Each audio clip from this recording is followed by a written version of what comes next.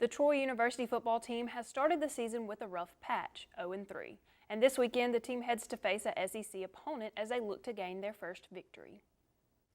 After a rough go with Abilene Christian, Troy heads to Athens, Georgia to take on the University of Georgia. And players know this is a tough SEC opponent.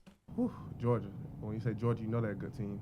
We're going to have to prepare hard, you know. We got to have a mind state of not going out there thinking that we're going to lose. We got to have a mind state of going out there thinking we're going to win. So this whole week we got to come out here with a sense of urgency, you know, something that we ain't never had before, just because it's Georgia. And we need to do that with every team, but we got to focus on this team first. So we got to come out with a chip on our shoulders at least. The Trojans are going into this game as the underdog, but senior Chandler Worthy said he's more hungry for a win now more than ever. I haven't really talked to many of the players, but for me, more than anything, it made me more hungry. I want to win even more now. Just losing to that team and just seeing how you can't take any team for granted. It just makes us even more hungry for a win because we got to get one. We're scratching and clawing for one. So we all know how much this win could mean if we win this week. So that's the main thing for us, putting our focus in trying to get a W this week. And the key for Troy is preparation as they try to find a way to upset the Georgia Bulldogs. I feel like it depends on how you prepare. Pretty sure Abilene Christian came in here as an underdog, just like how we're going to Georgia as an underdog. I feel like that's how we got to look at it. Try to upset them, just how we were upset this week. Head coach Larry Blakeney said the main goal for his team is to find some way to come out with the victory. Move forward and try to rectify. The team we play in this week probably ain't no good team to be thinking about rectifying. You know, we got to try to think about finding a way to sneak up on them and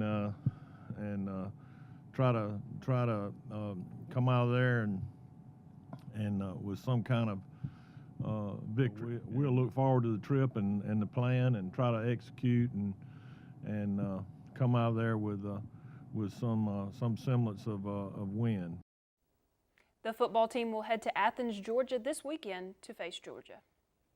The soccer team will travel to Mobile this weekend to play in the South Alabama tournament. First up, the Trojans will play a struggling Francis Marion team. The Patriots have a record of 0-5, while the Trojans have a record of 6-2. However, on the road, the Trojans are 1-2, and despite Troy's away record, the team looks to tie for the longest unbeaten streak in school history with 7 games. The match is set for Friday in Mobile at 4 p.m.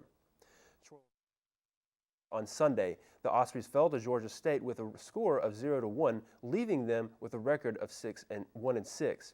Head coach Jason Hamilton thinks his team is ready for the upcoming matches, but knows they must score quick. You know, very well coached. I know both their coaches personally. They're going to come out. They haven't had the greatest starts to their season, and you know that worries you as a coach because you know they're going to win at some point, and you know we don't want to be that opponent that takes them lightly based on their previous record. So you know we got to put their records aside, put our record aside, and just focus on what we need to do. So you know Francis Marion's going to be a good game. They're going to come out. They're going to look to play. And for us, we have to kind of put the game away early.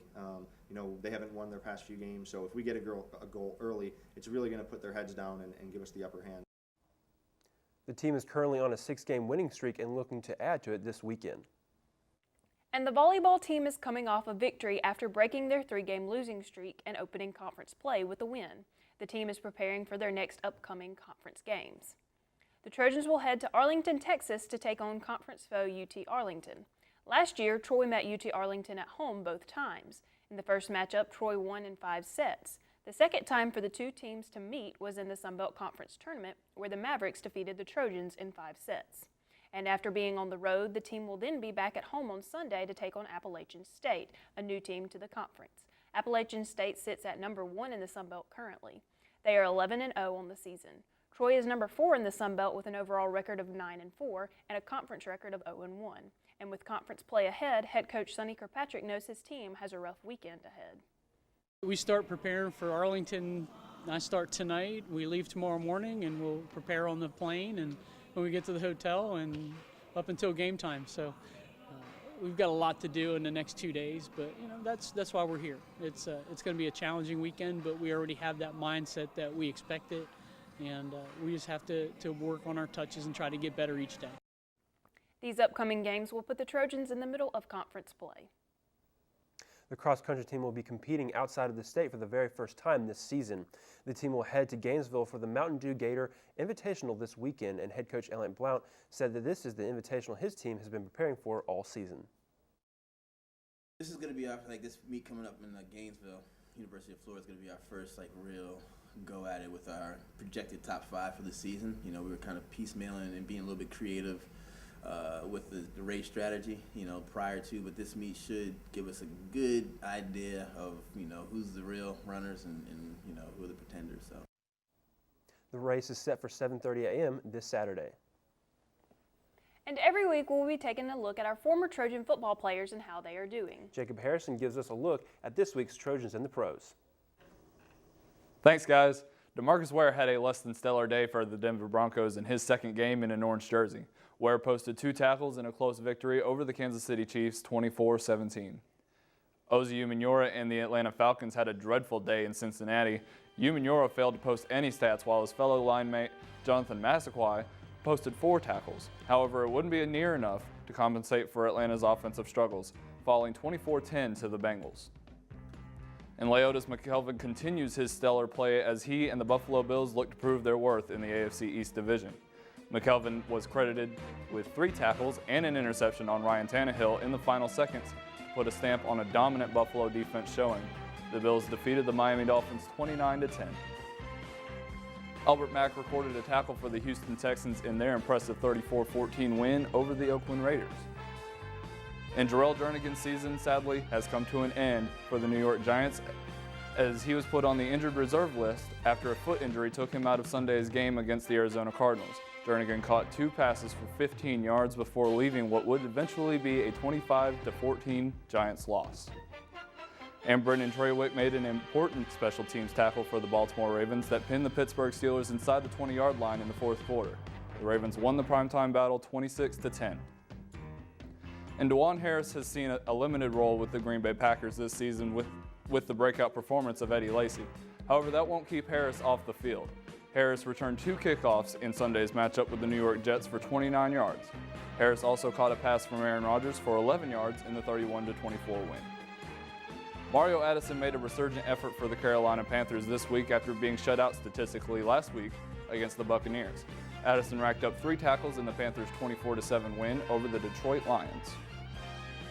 And wrapping things up with Steve McClendon, the Pittsburgh Steelers nose tackle was having an average night for the Steelers Thursday night versus the Baltimore Ravens before a shoulder injury took him out of the game in the 3rd quarter. McClendon's absence was felt as the Ravens' running lanes burst open in the second half, leading to a 26-10 loss for the Steelers. And that was a look at the Trojans in the pros. Now back to you. And speaking of Trojans in the pros, before we go, we want to congratulate a former host of Trojan Sports Now for making her ESPN debut this weekend. Danielle Percival, who used to sit right here just a few short months ago, will be seen on ESPN this weekend. Danielle will be the sideline reporter for the Georgia Southern versus South Alabama Sunbelt Game of the Week on ESPN3 this Saturday at Ladd Peoples Stadium. Then Danielle gets to return to reporting on the Trojans the next week for Troy's trip to Louisiana Monroe, where she will serve as sideline reporter as well. Once again, we want to congratulate Trojan Vision alum on her success. Good luck, Danielle, and we hope to be right there with you someday soon. That's all the time we have for Trojan Vision Sports. Now check us out online at trojanvision.troy.edu to catch anything you missed. For Clay Yeager, I'm Amy Austin. Thanks for watching, and as always, go Trojans!